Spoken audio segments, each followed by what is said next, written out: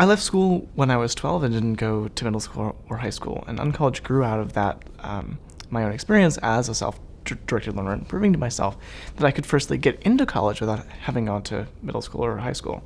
And once I got there, I realized that it didn't make any sense that I should have to go to college to get into life.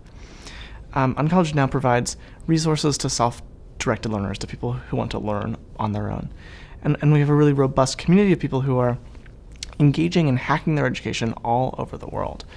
These are people who have felt shunned and coerced by school. And for many, it's the first time they felt like there's a community of other people who think about their education in the same way. UnCollege leaves the ideas of degrees behind. We don't participate in any sort of degree program or hand out accredited degrees.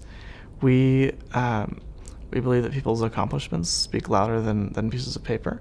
And so we encourage people to create something or do something that is valuable in whatever market they're going into. I think one of the things that UnCollege is doing, and we're seeing this in the community that we foster and the people that we interact with, is that breaking down the notion that going to college that going to university is a 4-year process, means that people stop thinking about education as something that only happens until you're 22 or 23, and start thinking about it more as something that is lifelong and life-wide, and that you might go back when you're 30 or 40 or 50.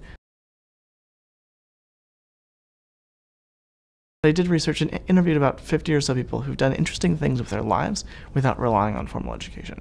They went on to become doctors or lawyers or entrepreneurs or architects or shipbuilders, but the common thread is that what they do professionally has nothing to do with what they learned in school. Some dropped out, some got college degrees, some didn't, some never went at all. But in all the cases, they had to teach themselves the skills that they use every day. So it's not focusing on things like math or science like that, but rather on the skills that are one level up, of how to find mentors, how to find educational resources, how to keep yourself motivated, how to stay on track, how to set goals. The sorts of skills that you're supposed to learn in school, but school doesn't usually directly teach you.